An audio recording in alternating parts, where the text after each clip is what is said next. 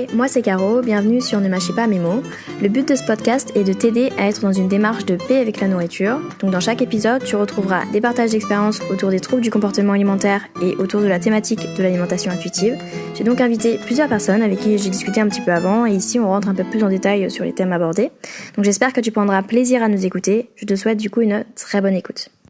Si tu souhaites en savoir plus sur l'origine du podcast et sur mon expérience personnelle vis-à-vis de l'alimentation, je t'invite à aller sur ma chaîne YouTube Verdadela Caro, sur laquelle j'ai posté une vidéo à ce sujet. Tu peux également t'y abonner si tu souhaites recevoir directement les nouvelles vidéos mises en ligne. Alors aujourd'hui, on est avec Camille, fin de vie sur Instagram, qui est là pour nous faire part de son parcours et de son expérience vis-à-vis de son rapport à la nourriture. Bonjour à tous, moi c'est Camille, j'ai 20 ans, donc j'ai créé un compte Instagram nommé Fin de vie il y a quelques temps pour pouvoir parler un petit peu de mon expérience avec les troubles alimentaires et puis aussi de ce que j'ai pu apprendre en fait de cette expérience. Sinon à part ça dans la vie je suis étudiante. Alors par rapport à ton rapport à la nourriture, tu m'as dit qu'aujourd'hui il était apaisé, mais que du coup tu avais quand même encore des moments de malaise. Qu'est-ce que tu entends par apaisé aujourd'hui déjà ? C'est un peu en comparaison avec ce que j'ai pu vivre depuis 5 ans, c'est-à-dire les troubles alimentaires et aujourd'hui je me sens apaisée dans le sens sereine. J'ai plus de pensées obsessionnelles sur ce que je vais manger ou sur ce que j'aurais pas dû manger, etc. Si je suis avec des amis, je me prends pas la tête. Puis sinon dans la vie quotidienne, je me fais plaisir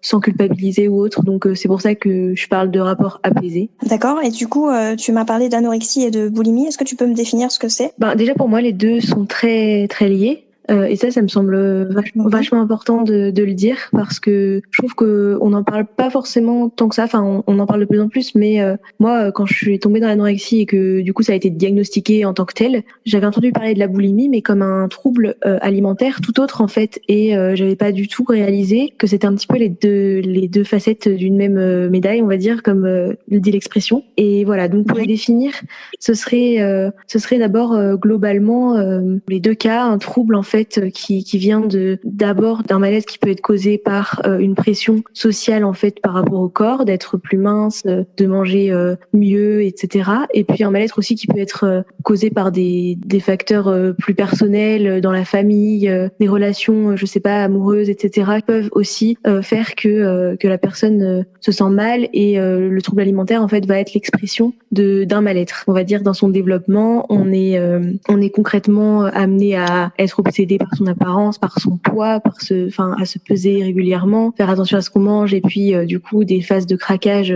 ou pas d'ailleurs, mais des phases de craquage qui arrivent forcément à un moment donné. Ça peut être aussi une anorexie restrictive pendant très longtemps qui se transformera en boulimie, mais où il n'y a pas du tout eu de craquage pendant l'anorexie. Et puis ça peut être aussi une vertu cumulée des deux en même temps. D'accord. Et pour toi, ça se manifestait comment en fait ces maladies-là ? Pour mon cas, ça a été d'abord une anorexie restrictive, sans vomissement. Au départ, l'idée que fallait que je maigrisse, mais qui était déjà un petit peu intériorisée depuis très longtemps. Je me disais depuis très longtemps que fallait que je maigrisse. Et puis un jour, j'ai décidé vraiment, on va dire, de me prendre en main, mais c'est pas forcément positif quand je dis ça. Et donc j'ai entamé un régime drastique, à supprimer beaucoup d'aliments.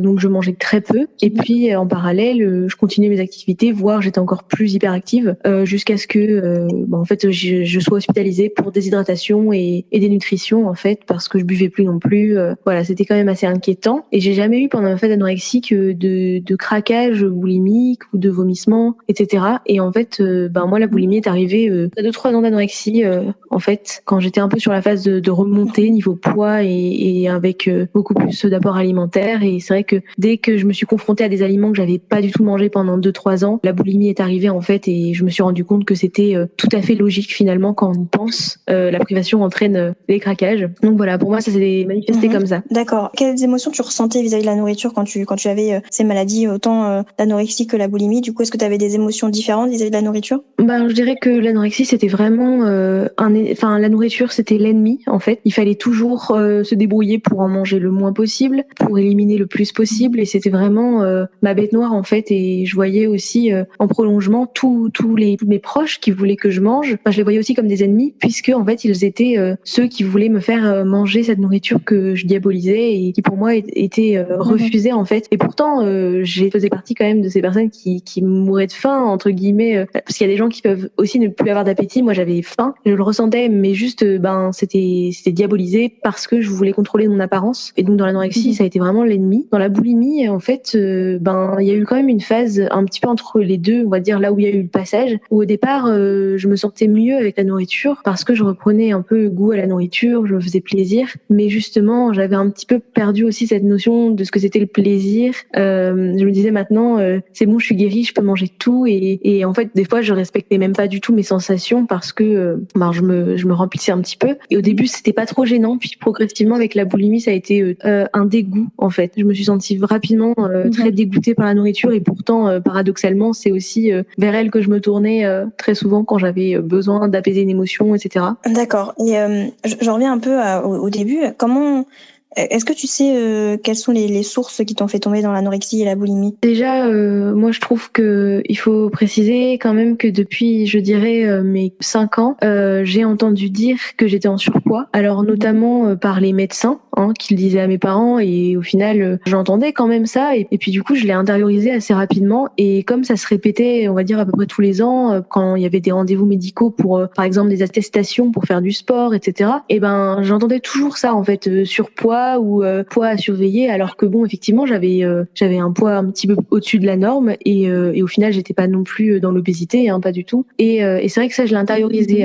J'ai toujours eu une vision de moi en tant que grosse, alors qu'au final, quand je vois des photos, je me rends compte que c'était pas de la grosseur, et puis même en fait, c'était pas non plus si grave que ça. Je veux dire, diaboliser le fait d'être gros, au final, ne fait qu'empirer les choses, alors que c'était pas un problème en soi au départ. Et puis sinon, d'autres facteurs, je pense qu'il y a eu aussi divorce de mes parents quand j'avais 6 ans, qui a fait aussi que je me suis retrouvée un petit peu tiraillée parce que ça s'est mal passé entre eux en fait. T'as voulu, je pense peut-être avec l'anorexie, reprendre un peu le contrôle de ton corps, de ta vie peut-être. Oui, c'est ça. Et puis c'est vrai que j'ai le souvenir quand j'y pense, parce que toute cette réflexion sur le fait que ce soit le divorce de mes parents ou la société aussi qui nous fait croire qu'il faut être plus mince, etc. Tout ça, je me rends compte a posteriori, mais sur le moment en fait, j'ai souvenir d'avoir pensé que dans ma vie tout était parfait, sauf le fait que je sois grosse en fait. Enfin, c'était le seul truc négatif dans ma vie, et j'ai eu envie de régler ce problème-là en fait. Mais je pense que oui, inconsciemment, c'était plutôt que finalement il y avait pas grand-chose que j'arrivais à maîtriser, et que ça c'était frustrant pour moi, donc j'ai voulu maîtriser mon corps. Enfin, ça c'est a posteriori, je pense que c'est une analyse qu'on peut faire effectivement. Et justement, le fait que ça soit un problème, tu penses que ça vient de la société et de ton entourage qui te faisait des remarques par rapport à ton poids, et qui du coup te faisait penser que c'était un problème? Je pense que ça peut être effectivement cette accumulation en fait déjà du discours des médecins qui me disaient qu'en fait pour eux objectivement par rapport à leur graphique, j'avais quelques kilos en trop, etc. Et je pense que c'est cette accumulation de ça, avec en plus quelques remarques, je dirais de mon entourage, en tout cas que j'ai pu entendre, par exemple, je sais pas, lors d'un apéro, je crois, faire comprendre qu'il fallait peut-être pas non plus mettre trop de trucs à ma disposition, c'est bon, que j'avais assez mangé, etc. Des choses comme ça en fait, où finalement faut faire attention à son poids quand même, quoi. C'était toujours le message un peu parmi mes proches, mais pas forcément méchamment ou consciemment, ou je sais pas. Et puis après, le troisième élément, c'est plus je pense global en fait. Je me comparais à mes copines qui étaient minces, et puis j'ai toujours fait de la danse. C'est vrai que c'est un milieu où on se compare beaucoup, où le corps est central, etc.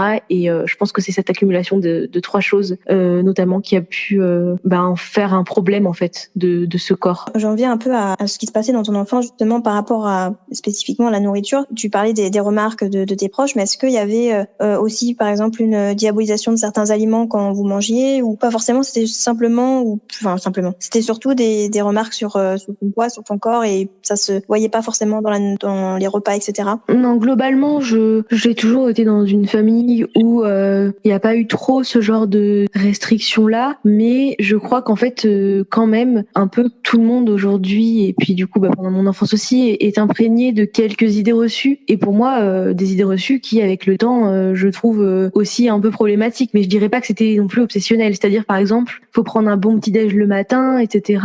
Et puis certains aliments, le pain, faut peut-être pas trop en manger à table, voilà. Je veux dire, il y avait quelques petites choses comme ça, mais c'était pas obsessionnel. Après, inconsciemment, on se forge quand même un peu toute une liste comme ça de choses qu'on garde en tête après et qu'on se dit en fait ça, il faut pas que je le fasse. Et finalement, quand on le fait, on culpabilise encore plus. Donc je pense que c'est comme ça, c'est un peu vicieux comme phénomène. Tout à fait. Ça me fait penser un peu à ce que tu disais tout à l'heure par rapport au régime. Du coup, est-ce que ça fait partie aussi des facteurs qui t'ont fait tomber dans l'anorexie? Ah oui, clairement, parce qu'en fait, clairement, moi, c'était, il faut peut-être pas manger trop de féculents pour rester mince. Enfin, il faut manger que des fruits et légumes, etc. Ça, c'était vraiment des idées que j'ai pu avoir et qui ont fait en fait que, j'ai diabolisé de plus en plus ces aliments-là. Donc, c'était des choses que j'avais pu entendre dans mon enfance sans être obsessionnelle, mais qui petit à petit ont fait leur chemin et sont devenues quelque chose en fait que j'ai appliqué comme une règle. Cette règle s'est renforcée d'elle-même quand je suis tombée dans l'anorexie en fait. Oui, tu me parlais de régime à l'extrême, donc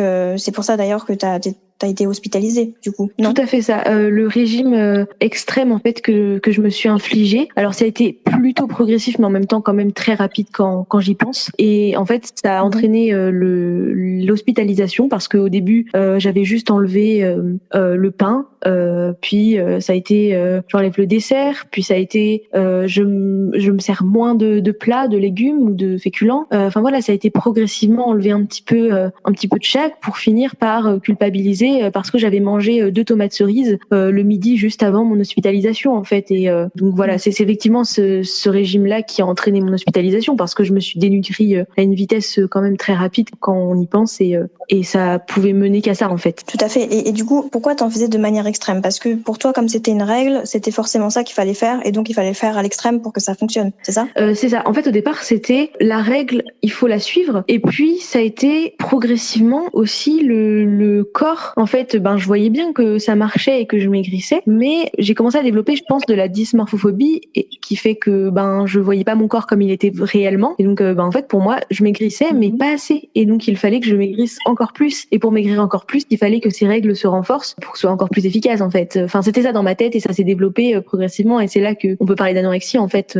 quand ça prend cette ampleur-là et que la pensée qui était au départ juste manger moins de féculents, on vient en fait à manger juste 2 tomates cerises parce que c'est jamais assez en fait. Notre corps, on le voit toujours quasiment pareil et c'est pas assez maigre en fait pour nous. Mais t'avais pas conscience que trop maigre, du coup, ça pouvait vraiment te mettre en danger? Non.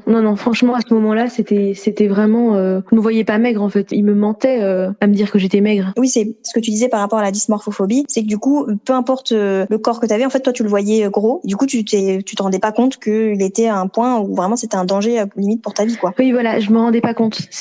Mais je vois même des photos que j'ai pu prendre à ce moment-là, ou même après, quand j'étais très maigre. En fait, je me rappelle mon état d'esprit quand j'ai pris ces photos-là. Je me voyais, assez mince, mais en même temps, quand même, ça va, quoi. J'avais quelques rondeurs pas quelques rondeurs, quelques formes, et je me trouvais, limite, faut pas plus, quoi. C'était à peu près bien. Et en fait, maintenant, quand je le vois, je me rends compte que j'étais extrêmement maigre, en fait. Et c'est là que je me dis, en fait, sur le moment, j'avais pas conscience. Je me voyais à peu près normale ou peut-être un petit peu trop grosse et pas du tout trop maigre comme je peux le voir maintenant quand je regarde les mêmes photos. D'accord. Et aujourd'hui, ton rapport avec ton corps, il est comment? Alors aujourd'hui, je suis quand même plutôt bien dans mon corps. Bon, il y a des moments, c'est vrai, j'ai encore cette idée que j'aimerais perdre un peu de poids parce que il se trouve que c'est vrai qu'avec la boulimie, j'ai pris quand même énormément de poids. Et mais en même temps, c'est pas du tout obsessionnel et je ne fais rien pour ça.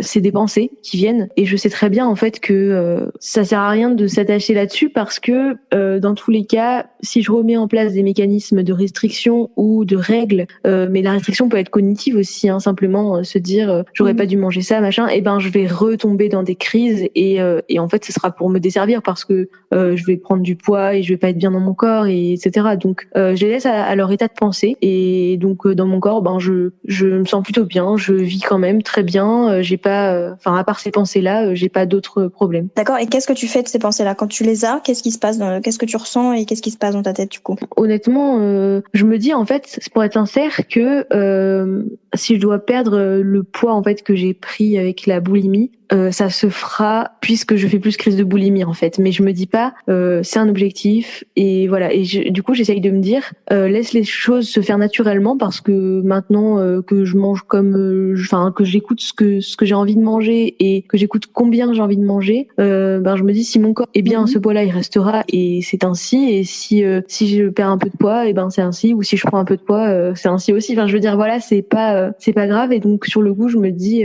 laisse les choses se faire naturellement. Quel regard tu as quand même quand tu te regardes dans le miroir? Est-ce que je sais pas si tu te regardes dans le miroir, mais est-ce que tu as un regard de jugement, de bienveillance ou assez, plus ou moins neutre? Oui, en fait, je vois certaines parties de mon corps en fait que je considère, que j'aime moins en fait, et ça je le vois et je le sais, et du coup ça peut être un jugement en fait un peu négatif, mais en même temps j'arrive beaucoup plus à me regarder dans mon entièreté et voir en fait aussi les parties que j'aime bien, et c'est vrai que du coup ça fait un espèce d'équilibre qui fait que ok, je suis comme ça. Du coup, je sais pas, j'arrive un peu à une neutralité en fait, ça s'équilibre, le positif, le négatif, et puis juste la pensée que c'est ok, c'est comme ça, et c'est ainsi. En fait, il y a pas d'autres choses à se dire, donc je passe à autre chose en fait. Et je reviens un peu juste sur une notion que je voulais aborder avec toi. Qu'est-ce que tu penses de l'IMC? Est-ce que c'est quelque chose qui a été utilisé du coup dans tes années de maladie? Alors l'IMC, en fait, moi je pense que c'est quand même assez problématique, parce que déjà, si je veux revenir un peu à ce que je disais par rapport au médecin quand j'étais petite qui disait que j'étais en surpoids, et on était basé sur l'IMC, et en fait il faut savoir quand même que ce sont des paroles certes du coup basées sur l'IMC, et en soi c'est des médecins, ils ont appris à faire ça comme ça, mais c'est quand même des paroles qui ont pu aussi être l'une des sources de mon trouble alimentaire, parce que accumulé tous les ans, etc. Donc je pense que l'IMC est problématique, et dans ma maladie en soi, donc ça a eu ce rôle-là avant, et puis ça a pu avoir ce rôle-là aussi quand il y avait justement un suivi qui m'a dit tu es trop maigre. C'était basé sur les chiffres, et puis ensuite progressivement quand j'ai repris du poids, c'était toujours en fait un peu ok, il faut que je reprenne du poids pour être dans ce truc-là, mais du coup, je me forçais un peu à manger plus pour répondre en fait à cette norme-là, au lieu de faire la chose un peu progressivement. Et j'ai l'impression que ça m'a quand même un peu fait du tort, dans le sens où j'ai été vite parce que je voulais qu'on me laisse tranquille et qu'on arrête en fait de me dire t'es trop maigre par rapport à cette IMC-là en fait justement. Je suis totalement d'accord avec toi. À mon sens, l'IMC ça peut avoir un rôle de pression énorme sur la personne pour qui on l'utilise. Si tu vas chez le médecin et que effectivement ce médecin-là se base sur cet outil pour te dire que tu es en surpoids, que tu es trop maigre, que machin, pour moi c'est problématique. Après, dans mon podcast là, j'ai eu plusieurs invités, dont des professionnels de santé, qui nuancent pas mal l'utilisation de cet outil, et qui du coup peuvent déjà notamment ne vont pas forcément dire à leurs patients qu'ils ont utilisé cet outil ou qu'ils ont pris cet outil comme repère, parce que des fois effectivement quand la personne est en danger de vie, l'IMC peut être juste un indicateur du suivi qu'on va prendre, qui va être pris en charge, mais sans pour autant que ce soit le seul outil et que ce soit un indicateur de la santé de la personne. C'est simplement un indicateur de suivi pour certains professionnels de santé, d'autres c'est même pas utilisé, etc. Donc voilà, c'est important de nuancer, mais je pense que quand t'es patient, donc quand t'es pas un professionnel, etc., qu'on te parle de cet outil et qu'on te dit que c'est par l'utilisation de cet outil on a déterminé que tu as une mauvaise santé, c'est hyper nocif en fait pour la personne et pour la santé mentale de la personne. Je suis d'accord avec toi pour la nuance que tu as apportée par rapport au médecin, parce que ça n'empêche pas que faudrait éradiquer l'IMC non plus. Je veux dire, c'est pas ça que je dis. Je pense que c'est un outil de médecine qu'ils peuvent utiliser, mais c'est important en fait de faire attention aux façons dont on va aborder ce sujet-là avec les patients. Surtout, je veux dire, quand on est jeune, on l'interprète pas forcément comme on devrait l'interpréter. Juste peut-être, t'es en surpoids, c'est juste par rapport à cette IMC-là, t'es en surpoids, mais c'est juste une donnée. Et en soi, aujourd'hui, si on me dit ça, je vais beaucoup moins y penser que quand j'étais petite. En fait, ça va juste être une information, c'est un fait, et voilà. Je pense que c'est pour ça, en fait, c'est plus aussi faut faire attention à la vulnérabilité du public aussi à qui on peut parler, en fait. Tout à fait. Et puis en plus, il faut vraiment se rendre compte que dans l'IMC, il y a que le poids et la taille qui est pris en compte. Il y a pas le sexe, il y a pas l'âge, il y a plein de choses qui sont pas prises en compte. Et donc c'est pour ça que utiliser cet outil, ça peut être pertinent pour une donnée statistique peut-être, mais c'est clairement pas suffisant pour faire un bilan de santé, parce que il faut faut prendre en compte plein d'autres choses, plein de facteurs de la personne, que ce soit au niveau corporel, mental, psychologique, etc. Enfin, voilà, c'est important. Et effectivement, quand t'es jeune, t'es pas forcément toujours capable de prendre le recul et de te dire, ok, c'est pour cet outil, je suis pas dans la norme, mais ça veut pas dire que je suis nulle et que je dois tout faire pour être dans la norme, en fait. Enfin, être dans la norme de cet outil. Oui, c'est ça. Parce qu'en fait, moi, je pense que ce qui me permettrait aujourd'hui de dire juste, ok, ben voilà, je suis pas dans l'IMC classique entre 18 et 25, je crois, mais voilà, c'est juste un fait et c'est ok. Enfin, je veux dire, il y a rien de plus à dire. Mais ce qui me permet de dire ça aujourd'hui, c'est tout le travail que j'ai pu faire en guérissant en fait des troubles alimentaires et en travaillant sur moi. Mais le problème, c'est que on n'a pas tous fait ce travail-là, et puis d'autant plus, on n'a pas fait ce travail-là quand on est enfant. Et d'ailleurs, j'en viens au point que tu viens d'aborder. Comment t'es entrée en phase de guérison? En fait, moi, ça a été assez rapide de me dire que je voulais guérir, je voulais m'en sortir. Je suis tombée un peu, on va dire, dans la phase brutale d'anorexie parce qu'elle s'est forcément développée depuis plus longtemps, hein, c'est pas en 2 jours. Mais je suis tombée à peu près dans cette phase-là vers mars 2015. J'ai été hospitalisée en juin et puis en fait, dès le mois d'octobre de la même année 2015, j'ai commencé de moi-même à vouloir guérir. Alors entre-temps, il y a eu des choses qui sont mises en place malgré mon déni par mes parents, etc. J'étais encore mineure. Mais moi, ça a été vraiment du coup ma volonté à moi. Enfin, je parle de volonté, mais pas dans le sens péjoratif. Enfin, je voulais juste dire le fait que moi, je veuille m'en sortir. Ça a été progressif, surtout avec un suivi psychiatrique en fait tout au long de mes troubles alimentaires et encore aujourd'hui. Puis après, il y a eu d'autres choses qui se sont greffées par-dessus ce suivi psychiatrique. Quelles sont du coup ces autres choses qui se sont greffées? Oui, alors donc le psychiatre, ça a été via l'hôpital public, parce que quand j'ai été hospitalisée, c'était en pédiatrie, et puis forcément les médecins de pédiatrie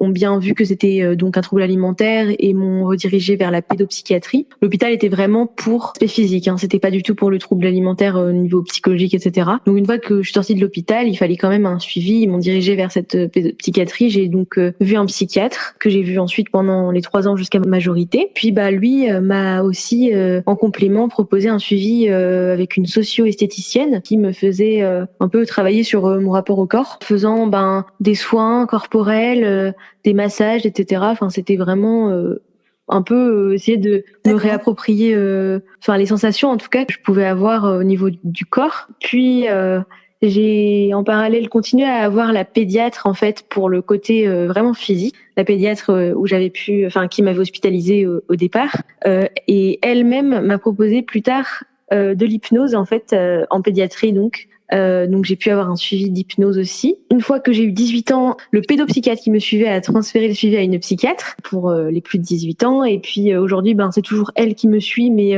je la vois pas très souvent. Je vois surtout une infirmière en fait qui est spécialisée dans les TCA. Et c'est avec elle en fait que je travaille actuellement, que j'ai travaillé surtout sur la phase de boulimie en fait qui est arrivée à peu près en même temps que le changement de psychiatre. Et voilà, donc j'ai eu plusieurs acteurs, on va dire. En parallèle de ça, j'ai vu une diététicienne mais en fait qui est spécialisée dans les TCA. Et ça me semble très important de le dire quand même, qu'une diététicienne ou un diététicien, c'est important quand même que ce soit quelqu'un de spécialisé dans les TCA, parce que c'est pas du tout une approche classique, même si je suis pas trop pour l'approche classique non plus des diététiciens, même hors TCA. Ça dépend lesquels, je veux pas stigmatiser non plus, mais en tout cas pour les TCA, c'est important parce que il s'agit pas de proposer juste un plan alimentaire comme on pourrait le voir avec des crudités, des légumes, des féculents, de la viande, un laitage et un fruit ou des choses comme ça, des modèles très un peu caricaturaux qu'on peut voir. Et là, il s'agit plutôt de travailler sur les peurs alimentaires, etc. Parce qu'en soi, quelqu'un qui souffre de troubles alimentaires connaît ces règles-là, donc assez caricaturales que je viens de décrire. Et c'est pas ça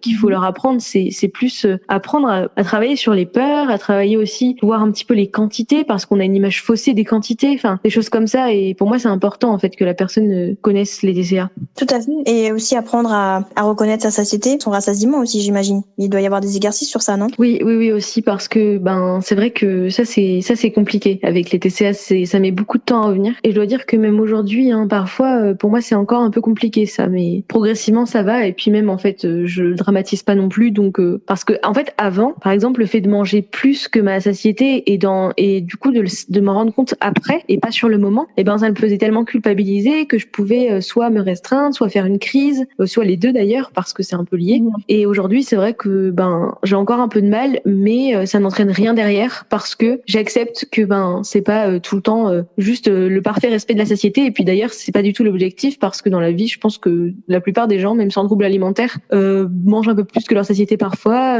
etc. Oui, sans que ce soit grave pour eux. Oui, voilà, c'est ça. Et en soi, eux, ils dramatisent pas et ils y pensent même pas et ça se régule tout seul. Il y a pas de souci en fait. Tout à fait, exactement. Aujourd'hui, tu te considères plus dans l'anorexie ou la boulimie? Non, je me considère plus dans les troubles alimentaires. Alors après, je me considère pas non plus très éloignée. C'est-à-dire que ça fait pas longtemps que je dirais que j'en suis libérée. Donc voilà, je pense que c'est important que je garde ma vigilance et puis peut-être, je ne sais pas, j'ai pas assez de recul, mais je me dis que peut-être c'est un peu une vigilance que je peux garder au fond de moi un peu toute ma vie parce que ça a été ma façon de répondre à un mal-être à un moment donné. Et même si j'ai beaucoup travaillé, beaucoup appris, ça pourrait être aussi une façon, en fait, de le faire à un autre moment de ma vie où ça ira moins bien. Même si je pense pas que ça prendrait des proportions pareilles parce que maintenant j'ai d'autres façons de penser. Mais c'est vrai que voilà. Et puis j'en ai parlé avec l'infirmière qui me suit toujours et en fait, elle m'a appris à voir que une crise n'était pas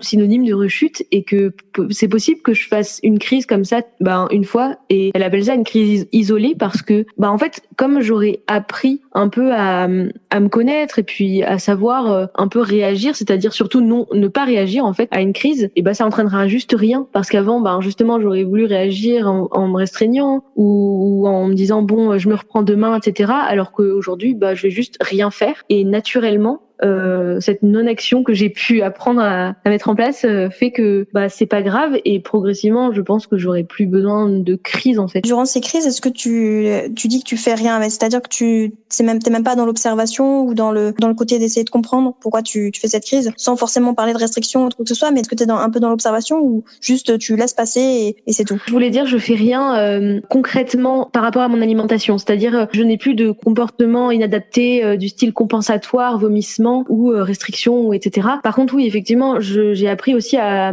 essayer de comprendre en fait. Ok, là j'ai fait une crise. Bon, c'est vrai, là j'avais un oral important. C'était stressant pour moi. Voilà, c'est comme ça. Ça a été ma réponse sur le moment. Il s'agit pas non plus de minimiser et de dire la crise, elle va rester dans mon quotidien et c'est ainsi et d'être fataliste. Mais donc voilà, en observant en fait juste qu'est-ce qui s'est passé et puis juste comprendre que ça a été ma façon un peu de d'atténuer cette émotion forte que j'ai pu avoir et que c'est encore de temps en temps comme ça que je gère en fait et c'est pas très grave mais juste en être conscient c'est important quand même. Tout à fait, je pense que en fait c'est ça, c'est se rendre compte que des fois on peut se servir de la nourriture pour anesthésier nos émotions ou pour de manger de manière émotionnelle, c'est pas grave, ça peut arriver, tout comme quand justement on est stressé, on va regarder un film ou se divertir avec sur le portable ou quoi que ce soit et parfois ça passe aussi par la nourriture, par le réconfort de la nourriture et par un moment de calme en fait pour se détendre, etc. Et donc des fois il y a la nourriture, des fois non, mais c'est pas grave de se dire que de temps en temps il y a la nourriture qui joue un rôle dans ça. Effectivement. Et puis d'ailleurs c'est aussi le cas chez des personnes qui mangent, on va dire à peu près intuitivement, c'est-à-dire qui n'ont jamais eu de problème avec leur alimentation, d'a priori ou autre, et on se rend compte d'ailleurs que des fois, je mangerais bien un petit gâteau ou je sais pas, et ils ont pas spécialement faim. Moi j'ai pu l'observer dans mon entourage avec mon père par exemple, qui en fait, je le vois au quotidien, ne se prend vraiment pas la tête et pour autant il mange jamais à faire des crises, à vider les placards quoi. En fait, il mange quand il a envie de quelque chose ou quand il a faim, et ces envies-là sont pas forcément tout le temps de la faim. Et puis c'est un petit peu normal en fait. Faut aussi dédramatiser ça. Tout comme on va pas juger quelqu'un parce que il regarde un film parce que il est stressé. Enfin, je veux dire. Après, bien sûr, s'agit pas à chaque fois qu'on est stressé de trouver une réponse comme ça extérieure, on va dire. Et il faut aussi savoir se confronter un petit peu à ce qui se passe en nous. Mais on diabolise pas non plus le fait d'avoir une réponse comme ça alimentaire, un film, je sais pas, aller marcher. Enfin, on va pas diaboliser ces autres réponses qu'on trouve. Du coup, j'en viens un peu à l'alimentation intuitive. Tu me disais que tu connaissais brièvement. Qu'est-ce que tu penses que c'est selon toi? Alors pour moi, l'alimentation intuitive, je dirais que c'est un petit peu ce qu'on est tous à l'origine quand on est enfant, avant qu'on commence à avoir ces idées un peu parasites qui viennent de partout, de nos proches, des pubs, puis en fait juste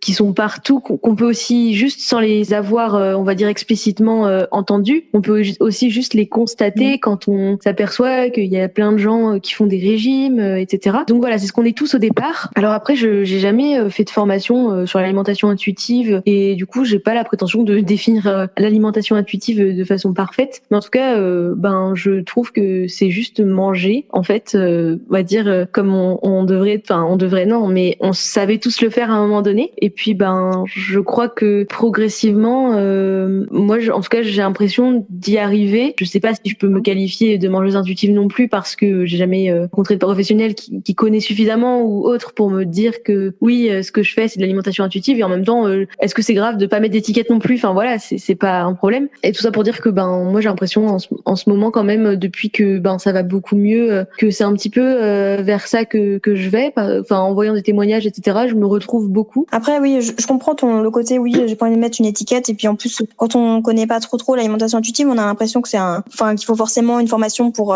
se dire mangeur ou mangeuse intuitive. Mais je pense pas en vrai. Il y a des formations effectivement pour former à l'alimentation intuitive ou pour être formé à l'alimentation intuitive. Mais pour autant, il y a des gens, je pense, qui pratiquent l'alimentation intuitive au quotidien comme ton père et qui se disent pas mangeur intuitif. Ils se disent juste mangeur tout court en fait. Enfin genre mangeur en fonction de lui en fait. Mais en fait pour moi l'alimentation intuitive dont je parle, c'est plus en termes de thérapie. Ça peut être utilisé en thérapie aussi pour justement apprendre à améliorer son rapport à la nourriture et pour qu'on ait des pensées un peu plus sereines, un peu plus apaisées vis-à-vis de la nourriture ou du moins un peu plus bienveillantes envers la nourriture en fait. C'est surtout ça. Et puis en fait, je sais pas si tu connais Eliane C. Ce qu'elle propose, ce qu'elle dit souvent d'ailleurs, c'est que l'alimentation intuitive, en fait, c'est pas spécialement une façon de manger, mais c'est plus le chemin pour aller vers une façon de manger finalement qui était celle qu'on avait au départ. Et ça, je trouve ça intéressant de dire ça parce que justement, les formations que par exemple elle propose ou d'autres, j'ai l'impression, parce que je les ai pas fait, mais j'ai l'impression que c'est des formations qui proposent de faire ce chemin vers une autre façon de voir l'alimentation et justement vers retrouver ce que l'on savait faire au départ et ce que par exemple mon père pourrait faire naturellement ou que d'autres gens pourraient faire naturellement. C'est vrai que moi j'ai l'impression, mais peut-être que je me trompe, mais que j'aurais pas forcément besoin d'une formation de la sorte parce que ce chemin j'ai l'impression de l'avoir fait alors à mon rythme, ça a été assez long, etc. Mais de l'avoir fait parce que je me retrouve dans plein de choses et c'est pour ça que je dirais pas oui je suis mangeuse intuitive, mais en fait je pense que c'est quand même un peu l'idée parce que j'en suis arrivée à peu près au stade où vont les gens qui suivent des formations comme ça en fait, sans vouloir dire que tout est parfait ou quoi, mais c'est un peu l'idée en fait. Tout à fait. Après voilà, ça dépend de toi. Tu peux passer par d'autres canaux pour améliorer ton rapport à la nourriture, que ce soit par une formation d'alimentation intuitive, que ce soit par un suivi psychologique, psychothérapeutique, etc. En fait, c'est à toi de voir ce qui te correspond le mieux. Voilà, de faire un mélange parce que ça peut être aussi une formation d'alimentation intuitive plus un suivi psychologique ou ça peut être que un suivi psychologique, ou que une formation d'alimentation intuitive ou d'autres choses tout simplement. En fait, c'est à toi vraiment de te dire ce qui te correspond.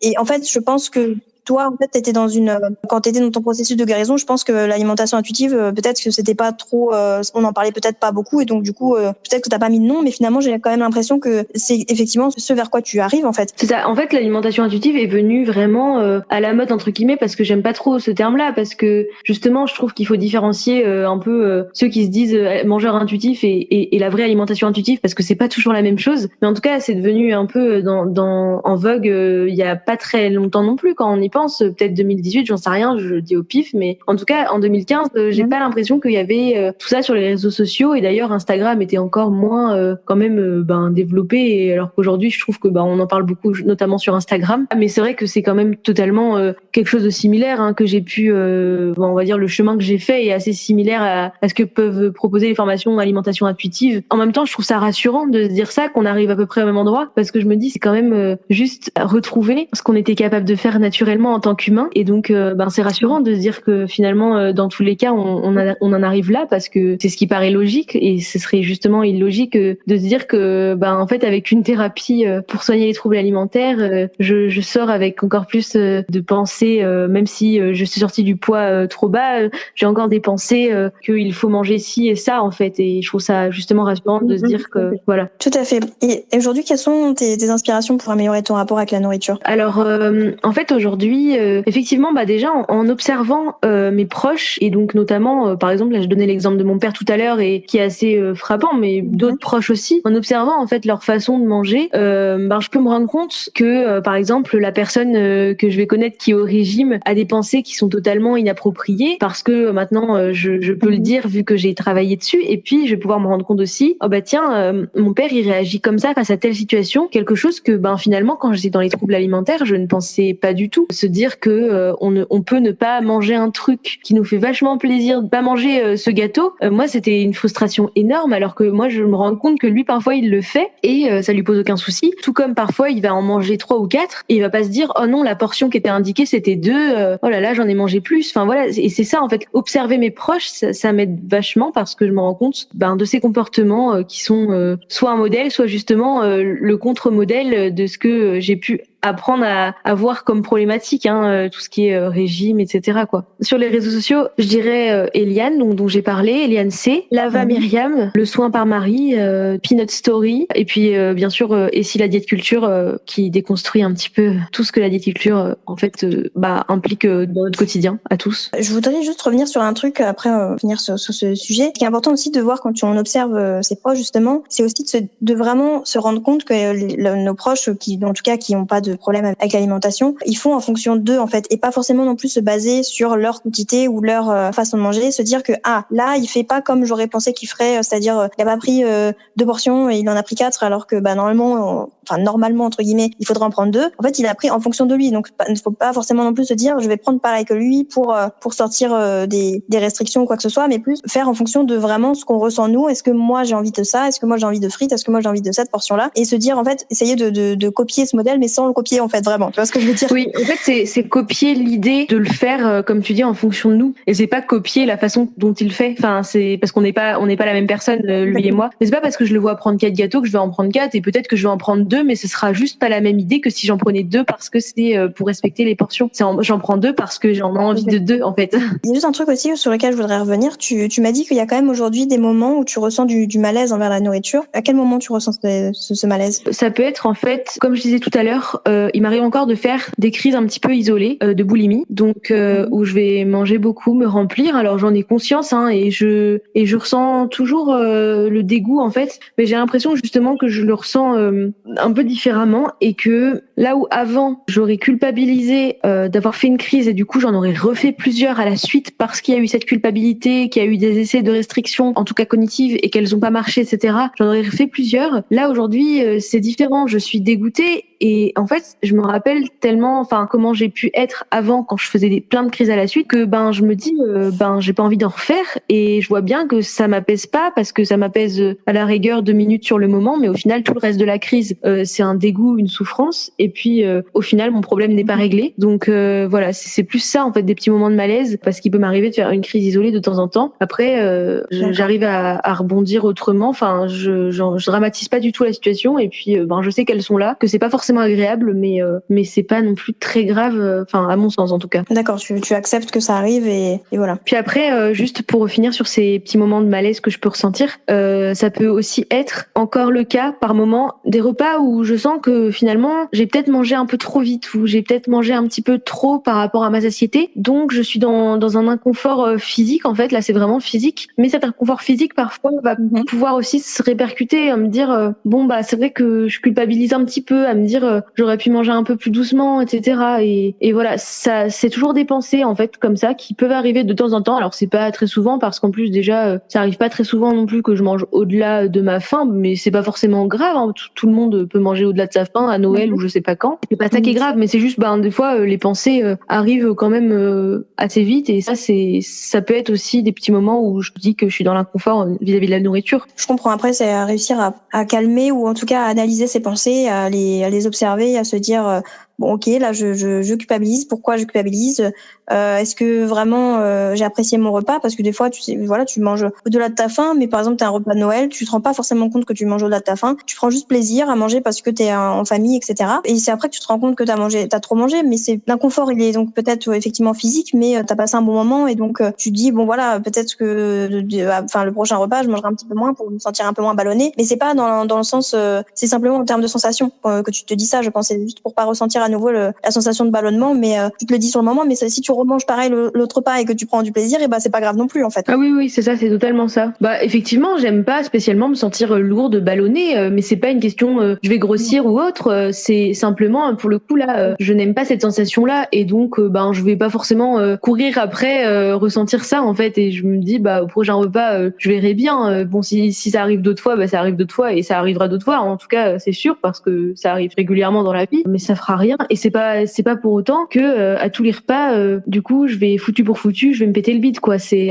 ça, abandonner le foutu pour foutu justement. Exactement. Je reviens un peu à la notion de plaisir dans ton alimentation. Tu m'as dit qu'il était très présent, qu'il est très important et crucial. Pourquoi il a cette place dans ta vie, dans ton alimentation, le plaisir? Mais parce que je crois qu'en fait, on a aujourd'hui beaucoup dans la société un peu une mauvaise définition du plaisir alimentaire, parce que le plaisir alimentaire serait relié à des aliments, on va dire, que justement la société voudrait qu'on mange pas trop ou de temps en temps, parce que le plaisir ce serait presque un peu l'échec, mais en même temps c'est un échec qui est autorisé quand c'est une fois par semaine, mais pas autorisé quand c'est 2 par exemple. Enfin c'est un peu grossier comme ça, mais c'est l'idée. Et moi en fait le plaisir, c'est que comme j'ai un peu l'impression d'avoir réappris à le définir, et le plaisir il n'est pas du tout que sur des aliments déjà que la société catégorise comme mauvais entre guillemets, mais déjà que moi je catégorise pas du tout comme mauvais parce que je catégorise pas les aliments. Mais en tout cas le plaisir peut se trouver dans un peu toutes les catégories d'aliments. Et du coup comme je mange un peu de toutes les catégories d'aliments tous les jours et que je choisis des aliments qui me plaisent, et je trouve du plaisir aussi bien à manger je sais pas de la ratatouille que à manger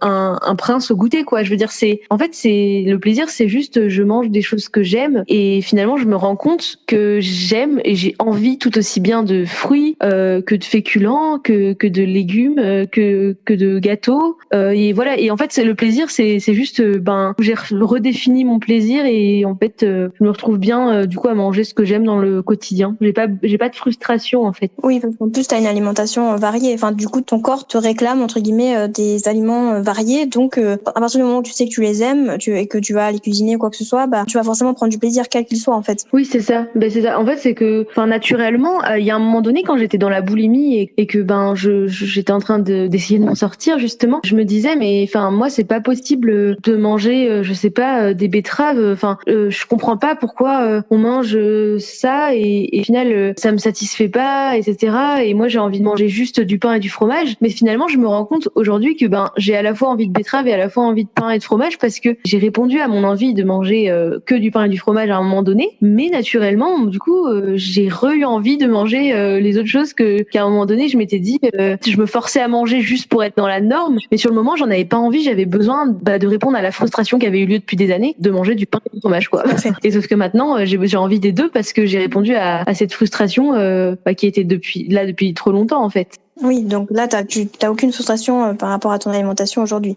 Là j'ai l'impression d'avoir rempli on va dire mon capital de frustration, c'est-à-dire que j'ai répondu un peu à tout ça parce que c'est vrai que ça faisait quand même plusieurs années qu'il y avait des aliments interdits, etc. Aujourd'hui, étant donné que je mange de tout et quand j'en ai envie ou l'occasion ou voilà, je me pose pas spécialement de questions. Donc, dans le quotidien, moi j'aime bien manger des yaourts nature. C'est pas pour autant que j'apprécie pas de manger des yaourts sucrés et tout, mais c'est juste qu'en fait je préfère les yaourts nature parfois dans le quotidien et c'est juste naturel. C'est pas juste me dire faut pas que je mange de sucre quoi. Tout à fait. Est-ce que tu considères que tu as une alimentation saine aujourd'hui ? Oui, je dirais oui. Comment tu définis une alimentation saine ? En fait, une alimentation saine, je pense que c'est savoir en fait écouter un peu ses envies, mais juste pas les refouler parce que on a entendu qu'il fallait pas manger de produits industriels ou autres. Mais en fait, en les écoutant, moi, je pense que naturellement, on a une alimentation saine parce que quand on va manger, je sais pas, la moitié d'un paquet de gâteaux, je pense qu'il y a peu de chances qu'on en ait envie encore au repas suivant, en fait. Et c'est juste le fait d'avoir été frustré avant par, je sais pas, des régimes, des restrictions, etc., qui va faire qu'on pourrait en avoir envie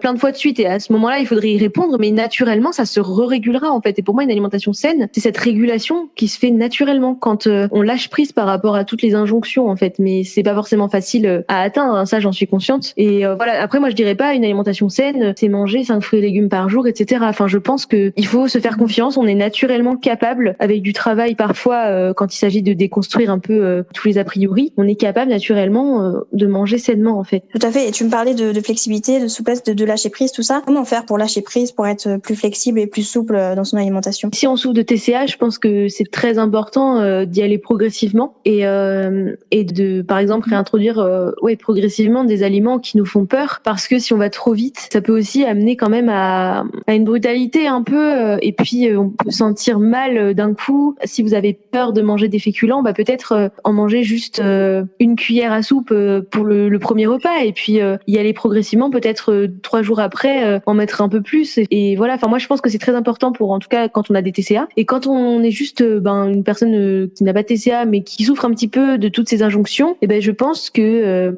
ça va être important de peut-être d'expérimenter, en fait, de tester, de manger un aliment on va dire qu'on diabolise, et de voir que finalement on en aura peut-être envie peut-être 2-3 jours de suite, et puis que naturellement on va revenir à en manger juste une fois de temps en temps, et pas forcément quotidiennement. Alors voilà, je pense que c'est important de le tester, mais j'accentuerais sur l'importance de prendre le temps pour les TCA et de se faire accompagner, en fait. Je suis totalement d'accord. Puis aussi, en fait, se dire que plus on a à disposition un aliment qu'on diabolise, moins on va le considérer comme rare. Effectivement, on va peut-être se rendre compte que déjà, en plus, il est disponible, donc il est pas rare, et en plus, que finalement, notre corps, au bout d'un moment, il en a marre, en fait, il s'en lasse de cet aliment. On ne croirait pas comme ça, et justement, c'est le fait de se restreindre qui va faire que le corps le réclame à outrance, alors que si on le teste, on le mange régulièrement pour le réintégrer, et du coup, le corps va comprendre qu'il est disponible, qu'il est là, qu'il n'y a pas de restriction, et que du coup, on peut varier, manger autre chose. Oui, tout à fait. Ça me fait penser à une expérience que Peanut Story, dont je parlais tout à l'heure, a faite, je sais plus quand, mais ça fait peut-être 1 an. Elle avait voulu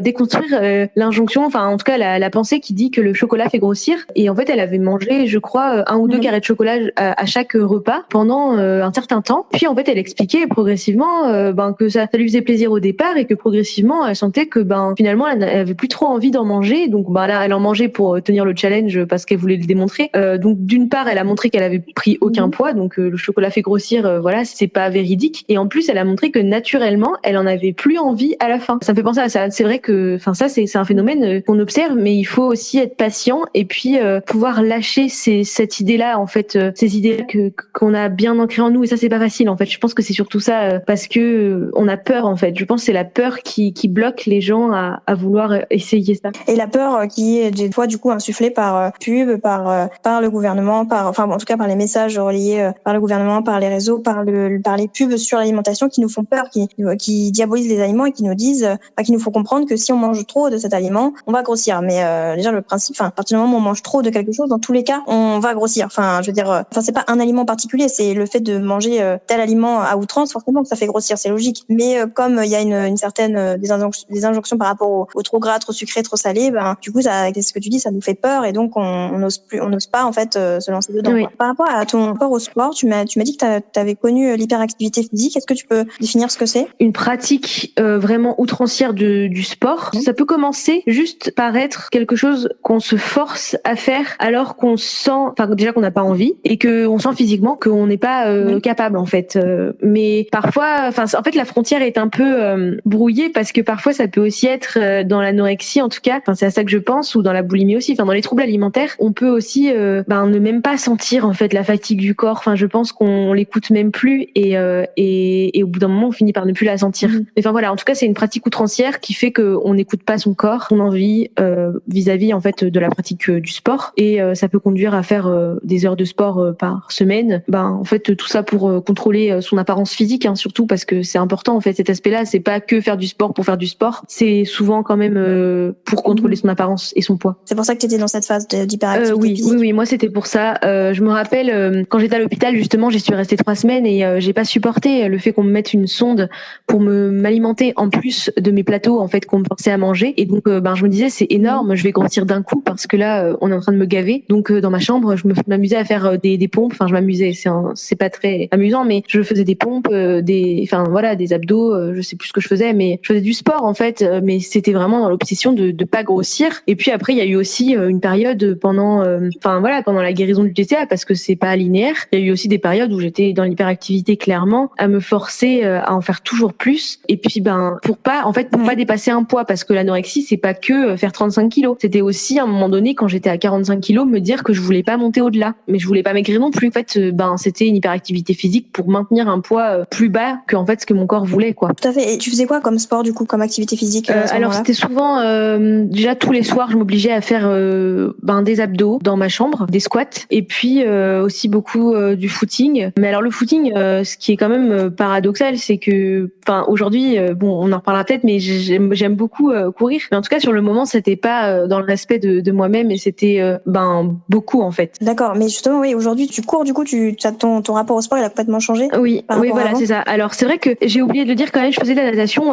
quand je suis tombée dans l'anorexie, et là la natation, j'ai un petit peu du mal aujourd'hui à y retourner, parce qu'il y a eu quand même des moments où je me forçais à en faire toujours plus, et j'ai eu un petit peu un dégoût de la natation. Mais ce qui a pu se produire avec la natation ne s'est curieusement pas produit avec le footing, parce que le footing en fait, j'en fais toujours, oui. Et aujourd'hui, je vais courir. Alors je vais courir, je donnerai pas non plus de régularité parce que j'en ai pas trop, mais bon, on va dire en moyenne, je sens que j'y vais à peu près 2 fois par semaine, mais il y a des semaines, j'y vais pas pendant une semaine et demie, j'y vais pas, et c'est pas grave, hein, je dramatise pas le truc, mais je crois qu'en moyenne, je sais pas, tous les 3-4 jours, je ressens l'envie d'aller faire un footing, en fait. Ce qui a changé, c'est que je me force pas à aller déjà à une certaine vitesse et à me crever toujours plus, mais c'est plutôt, je profite de mon footing, je respire, j'ai la musique dans les oreilles ou un podcast, et je prends du temps, en fait, du plaisir. Et puis bien sûr, ça n'empêche pas qu'il y a des moments où c'est plus compliqué, on va dire physiquement, mais ça c'est normal, c'est le sport. Mais c'est pas juste à me dire il faut que je brûle un maximum de calories, quoi. Qu'est-ce que tu ressens du coup quand t'en fais? Alors sur le moment, ça dépend. Au début du footing, je me sens super bien, je suis contente. À la fin, j'ai l'impression d'être quand même un peu dans le mental, mais ça peut m'arriver quand vraiment j'en peux plus, je m'arrête, et ça j'aurais jamais pu le faire avant. Mais voilà, il y a des moments c'est dans le mental, et en même temps ça fait aussi du bien de se dire j'ai été capable de surmonter pour mon dernier 500 mètres de courir quand même. Il y a des moments où vous ne pouvez pas le faire, et c'est pas grave. Après, c'est vraiment une sensation de bien-être en fait après le footing, d'avoir pris l'air, de s'être dépensé. Enfin, je me sens bien, quoi. D'accord. Et du coup, tu disais, il y a des fois où tu ressens le besoin, c'est-à-dire que tu n'y as pas été depuis, par exemple, 5 jours, et ton corps va te dire, là, j'ai envie de me dépenser, j'ai envie d'aller faire du sport. Tu le ressens comme oui, ça, effectivement, c'est un truc que j'aurais jamais cru que c'est possible avant, parce que j'ai toujours eu, pour moi, toujours eu une relation au sport un peu, c'est une contrainte, quoi. Le sport, il faut y aller parce que c'est important, mais c'est une contrainte. Alors qu'aujourd'hui, ok, ça peut m'arriver, il fait froid, là, c'est vrai que j'ai un petit peu la flemme, je vais quand même y aller parce que je sais qu'en même temps j'en ai envie, et en fait cette envie-là, c'est que je la ressens. Je suis assez sédentaire quand même dans ma vie quotidienne, je suis étudiante et je passe beaucoup de temps dans l'ordi, etc. Mon corps au bout d'un moment me dit, j'ai envie de bouger, quoi. Il me le dit, c'est pas aussi explicite non plus, mais moi je le ressens, et voilà, j'en ai besoin en fait. Tu culpabilises pas, pardon, quand tu réponds pas forcément à cette envie, ou que tu peux pas forcément répondre à cette envie? Non, parce que ça c'est pareil, c'est quelque chose, j'ai appris, en fait, je me suis dit, quand j'ai une envie, c'est important que je puisse prévoir un créneau pour moi à un moment donné, mais si c'est pas possible le jour même, c'est pas possible. Si j'ai un devoir à terminer, tant pis, je sens que je suis un petit peu frustrée, mais en même temps, comme je sais que je vais quand même y aller dans les quelques jours après parce que je vais y répondre, ça passe, quoi. Je veux dire, voilà, c'est pas grave. Parce qu'on peut pas forcément te dire j'ai envie de bouger, j'y vais maintenant, quoi. C'est pas toujours possible, hein. C'est ça, c'est apprendre à se dire que c'est pas grave, qu'on fera tout, comme par exemple quand je reviens sur la nourriture, mais comme par exemple quand parfois on a envie de quelque chose mais qu'on l'a pas, ou qu'on peut pas assouvir cette envie, on s'adapte, on reste flexible, on reste souple, et surtout on reste bienveillant. Oui, c'est ça, parce que oui, dans la réalité, et d'ailleurs l'alimentation intuitive, c'est aussi ça, hein. C'est pas forcément que répondre à des envies. Enfin, je veux dire, il y a aussi, c'est aussi, je pense, savoir être flexible face à tout ce qui arrive dans le quotidien, parce que la vie quotidienne, c'est des moments où on a des imprévus, c'est des moments où on a une invitation de dernière minute et on n'a pas forcément choisi le menu, ou etc. Enfin, moi, je sais que actuellement, je suis en colocation, et parfois c'est ma coloc qui dit ses envies à elle, et moi je m'adapte, et c'est pas pour autant que je réponds pas aux miennes non plus. Enfin voilà, c'est des choses comme ça. Il faut adapter au quotidien, en fait. Et pour le sport, c'est la même chose. Parfois, on a quelque chose de prévu, on peut pas y aller, mais c'est pas grave. C'est pas pour autant que tout est foutu si cette semaine j'en ai fait qu'une au lieu de 2, quoi. C'est ça, en fait. Tout à fait, c'est ça. J'avais posé la question de ton avis sur les messages relayés par les publicités, les industriels, les réseaux, le gouvernement vis-à-vis de l'alimentation. Tu m'avais répondu que il y avait pas mal le problème principal, c'était que la société, de manière générale, fait passer l'intérêt économique avant celui de la santé mentale. Comment tu accueilles tous ces messages, toi, aujourd'hui? Alors déjà, comme j'avais évoqué tout à l'heure, sur les réseaux sociaux, j'essaye de pas être abonné ou de suivre des personnes, en fait, qui va prôner la culture des régimes, c'est-à-dire toujours l'intérêt économique, parce qu'il faut vendre des régimes, etc. Et on trompe un peu les gens. Enfin voilà, je vais essayer de m'éloigner un peu de ce que je pense nocif et de ce que, oui, aujourd'hui, en tout cas, moi, m'apporte plus de mal que de bien. Donc je vais m'en éloigner. Après, quand je suis forcément confrontée à quand même certains messages. Donc comment je les accueille, je dirais que juste avec le regard critique que j'ai pu acquérir, je peux en fait juste me dire ok, ça c'est complètement insensé quoi. Et puis voilà, en fait justement je vais pas écouter ça à la lettre et je vais laisser cette information à sa place sans y repenser quoi. Je vais juste la voir, me dire que de moi-même j'ai appris que c'était pas forcément censé et passer à autre chose quoi. D'accord. Et comment faire selon toi pour se défaire de ce type de message justement? Déjà moi je conseillerais en tout cas de pas suivre des personnes qui les relaient. Après c'est qu'on n'a pas forcément conscience. Ça peut être ça aussi, mais en tout cas quand on a conscience que ça nous apporte plus de mal que de bien, je pense que c'est important de pouvoir soi-même s'en éloigner. Puis après quand on est confronté à certains messages, juste en fait de pas y accorder d'importance. Enfin par exemple quand on voit des pubs pour des régimes, même si c'est assez on va dire intrusif, c'est quand même nous les premiers acteurs qui peuvent juste mettre une barrière en se disant ok il y a une pub mais ça change rien mon avis et ma façon de voir quoi. En fait, faut pas s'y attacher. Après c'est difficile je suis d'accord mais ouais, c'est être capable de prendre du recul en fait. En plus c'est vrai qu'il y a beaucoup de publicités très contradictoires comme tu dis, il y a des publicités de régime et puis après il y a des publicités sur les fast-food, tu sais pas trop quoi faire en fait. Et après tu as des messages de manger 5 fruits et légumes par jour. Donc tu es en mode attends, qu'est-ce que je dois faire exactement? Est-ce que je dois manger sain? Est-ce que je dois faire un régime? Sain selon vos règles? Est-ce que je dois faire un régime? Est-ce que je dois manger des fast-food?